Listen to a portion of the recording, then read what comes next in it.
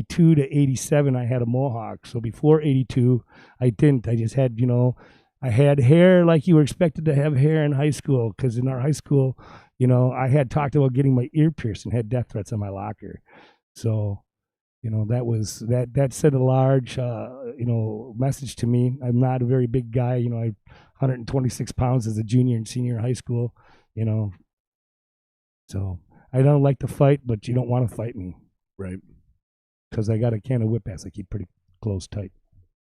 So you make it into First Avenue on a whim, on a random occurrence, and you start hanging out. Yep. How and why do you go back? Because it was so cool. Because if you've never been able to hang at First Avenue as a club, which many people but how do you get in there a second time? God. And you why go to show you go to shows in the entry. Why do you get in the second time when you don't have the costume on? I'm only 3 years. I'm only 2 years away. 2 years away from being 19. I graduate. I'm not a senior, and I'm 19. Boom, I'm in. So it seems like a long period of time, but you don't. Does the opportunity to go? I go to the entry a lot. I go to shows a lot. So I see punk rock bands in the main room. I see punk rock bands in the entry. Do I go back? I do, but I don't go back till I'm 19 and a regular, other than buying tickets for shows and going to the entry. So I don't get back into the club and enjoy the club as a club until I'm 19. So now we're caught up to where we actually started the conversation on the podcast, where we cut into the podcast, I should say, from the intro. So you actually become an actual regular. Now, back then, it's a cult. It's not really a cult. It's not a cult. I'm joking. But it's a secret club. It really was. You can't buy this membership. Not at the time, I don't believe. And they gave you an actual physical card, which I think is fucking sweet. And then you have free access to shows. Basically, buy 2-for-1 ticket days. They have show. So you're not just hanging out at punk shows either, probably. Right. Knowing your story now and understanding you as an appreciator of all things music. Right. So when Iggy Pop comes to town, you're going to see Iggy Pop. But you're also probably going to see any cool local band, any underground pop band. It doesn't matter, because you mentioned Devo, you mentioned Elvis, you mentioned all these people. So you're into all music. So you start hanging out there truly regularly. Right. So right around the time. But you're really into punk. Well, yeah, because during this time, Husker Du, the Replacements right now, before 82, they're developing their stuff here. So they're the local bands, Otto's Chemical Lounge. The Phones, all these guys at this time, these are, the Flaming O's. These guys are all doing this stuff. The Flaming O's aren't punk, but, And you look like a punk rocker at this time, right? I have my nose. I have a nose. I've had my nose pierced since 1983. And you got a mohawk, I assume a mohawk? From 82 to 87, I had a mohawk. And from 87 to, God, I can't remember. I had like a Billy Idol spike, because I got 86 from First Avenue, and then I got back in. So I changed my look, and that's how I got back in, and then apologizing. Explain that story. Rewind. Yeah, red line. Explain that story. Yeah. Don't skip that one. I got many, man. Well, long story short. So you get kicked out of First Avenue how? Breaking a bottle on the ground. Okay. In the club. Simple. Yep. Okay. And I'm not change your look. But I'm not going. Okay. I go back in after I got kicked out that day, and they throw me out again, and I go back in through another way, and finally the 86. So I changed my look because Ministry's coming 2 weeks after I got kicked out, and I have tickets already. Have to go. Right. Have to go. So this is right around late 87. I almost had a chance to open for those guys. Oh, that'd be hot, man. So I love Ministry. So I got to go. So I cut my hair off and had like a Billy Idol spike. I went back, and the guy that kicked me out said, "Hey," he's like, "Aren't you 86th?" And I said, "No, I don't believe so." Must have been my brother. No, it's even better. It's like, no. He's like, no. I'm pretty sure 86. I'm like, no, you probably got me confused with somebody else. And he steps back and he looks me up and down. And he looks down, and I have a pair of knee-high boots, engineer knee-high boots. And he looks down, he looks at the boots. He's like, "No, I'll never forget those boots. I 86 you." I was like, "Well, you really must have me confused with somebody else. And lots of people have knee-high engineer boots." I said, "But I don't do that kind of crap. But if I did, I'd apologize to you." So, but I don't do that. So I apologized to him in this really weird third way about it. And he let me stay. No shit. No shit. And that was it. Because I did. And the reason he didn't forget the boot, because I went to kick him in the nuts and I missed. And the bottom of my face, I think, maybe touched the very tip of his nose. I mean, the bottom of my boot touched the very tip of his nose because I missed with such ferocity when I was going to kick him in the nuts that my kick went right to his face. But it didn't hit him. But he was right. They were the boots. And, I apologize. Wow. That was a stupid evening fueled by by drink and, female tennis ball. So you're fucking hanging out. You're a regular. You're probably going to all the shows, not just the punk rock, but you're fucking like you're probably at that time one of very few like true punkers in this town. There was a lot of us, So a lot how of them moved the about fuck- and stuff like that. We just lost one of the icons of the city, Bob Murderer. Bobby has been in the punk rock scene from coast to coast and wound up here, and he's been here for the last of his life. He was just 57. He just passed a couple weeks ago, and he's an icon. So how the fuck do you end up in a punk band? When Well- do you make that decision? When do you go, this is something I want to do? Or were you asked and invited? No. I met Joe Strummer in 1999, and I partied with him all For night people long. that don't know, explain who Joe Strummer, the lead singer of the Clash, frontman of the Clash, one original new first wave punk band, went on to front the Mescaleros.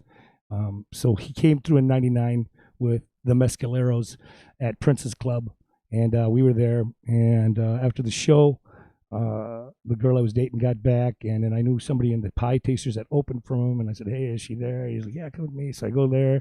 I walk around the corner in the green room, and there's the girl I'm dating, sitting on Joe Strummer's lap, and he looks at me. He's like, "Oh, this your girl, mate?" And I'm like, "Yeah." He's like, "Wonderful, take out a Boston Shaker."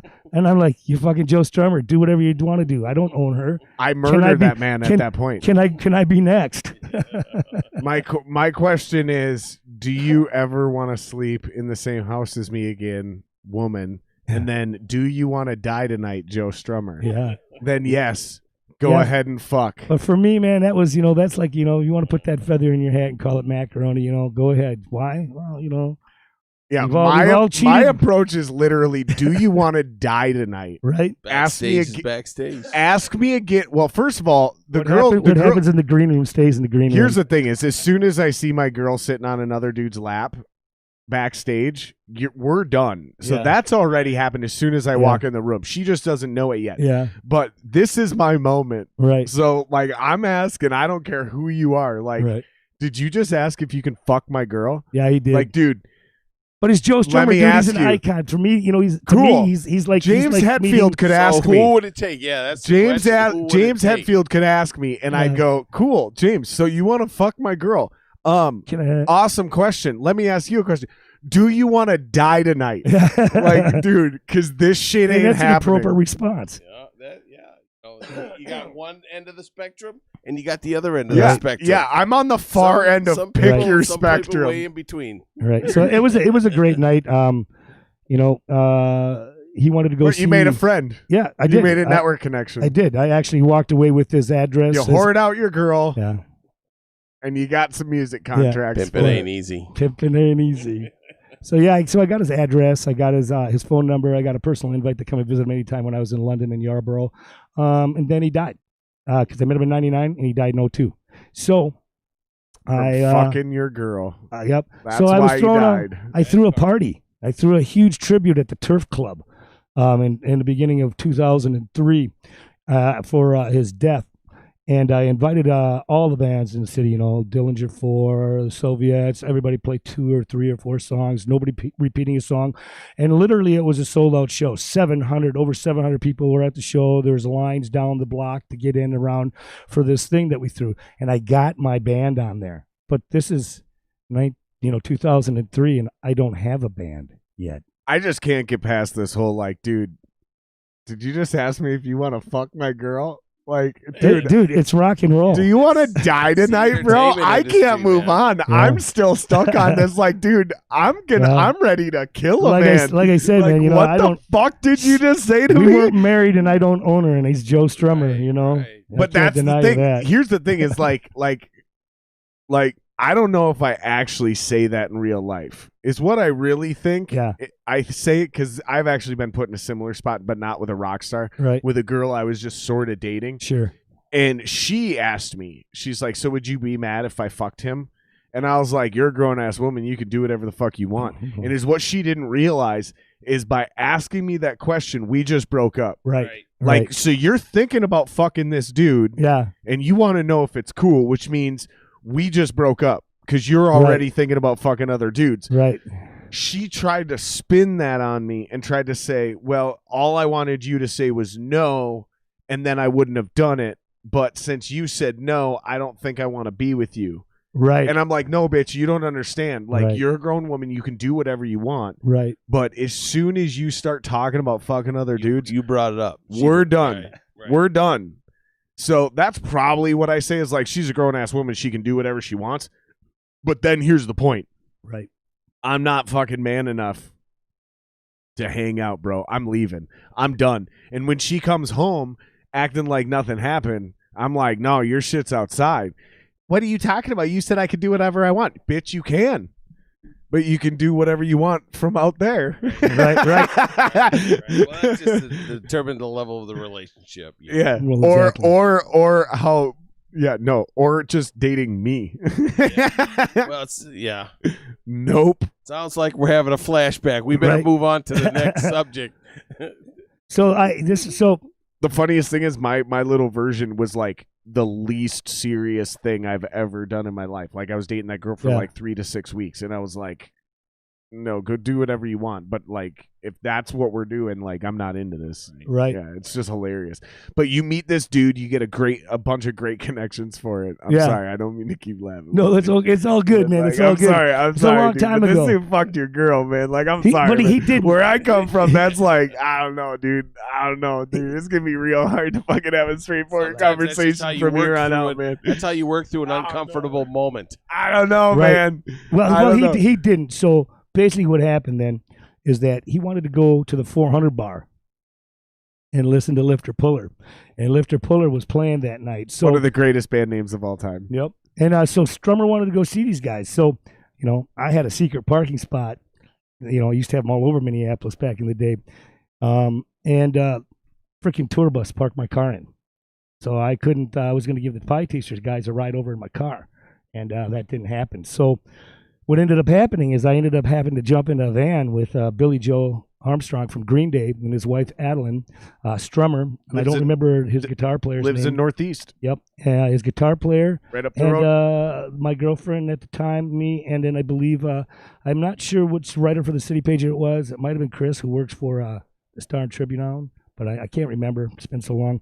So we rode. We rode over to the 400 bar. Joe Strummer paid for everybody that was in the green room to get in to the 400 bar, and we stood right next to the stage, and Joe watched it, and we talked, and Armstrong was there, so was Armstrong and his wife. And this is all before you're a musician? Yeah, before I was a musician, before I was in a band. He was a producer first. Crazy. Well, So- not yet. So then, we're talking. He's and just a stuff, regular. and He's just a dude who I'm just hangs a out guy- at shows. I'm a guy in the pit. I'm a guy who goes to see shows. I'm not in the band. I've made friends with people like this, so I know exactly what he's talking about. People that are just literally at every show, and after a while, finally you strike up a conversation. You're like, "So what band are you in?" And they're like, "I'm not in a band." Right. And you're like, "Wait, what?" You're at every show. The only people that are at every show are other musicians, and they're like, "Nope, I'm just a super big fan of all you guys." Right. And you're like, "Okay, dude, fine. This is awesome. What's your name?"